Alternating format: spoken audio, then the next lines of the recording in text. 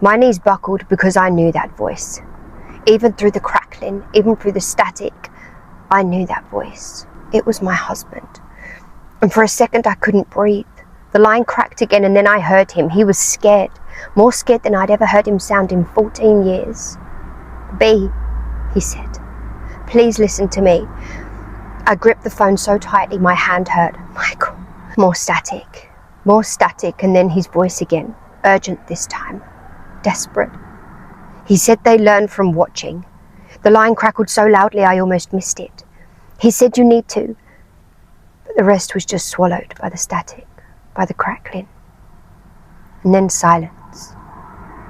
The line went dead. My whole body was shaking.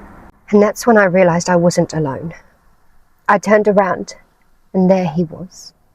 The man who looked exactly like my husband, the man who had come home from Antarctica, was standing in my doorway watching me.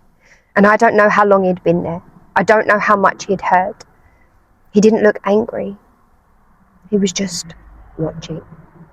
The same way he'd been watching me ever since he came home. And for a moment, neither of us spoke. And then I did the only thing I could think of. I pretended nothing had happened. I forced a smile. I got to my feet, and I asked if he wanted breakfast. He didn't answer. I walked into the kitchen, and he just watched me the whole time. The words from the phone call kept repeating in my head. They learn from watching. Later that afternoon, I made an excuse to leave the house. I drove to the other side of town before pulling over, and then I called the company that sent my husband to Antarctica.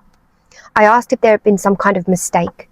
I asked if there had been another flight. I asked if there was any possibility my husband hadn't actually come home. The woman on the phone checked his file and she said, "No, ma'am. According to our records, your husband boarded the return flight." I closed my eyes.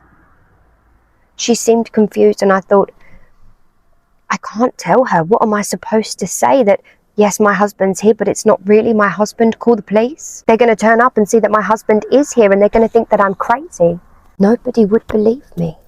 As far as everybody else is concerned, everything's normal. But it's not normal. Because I know my husband. I know the way he laughs, the way he smiles, and the way he looks at me. And the man waiting for me at home isn't him. I don't know what my next step is. But I do know one thing. That wasn't my husband who came home.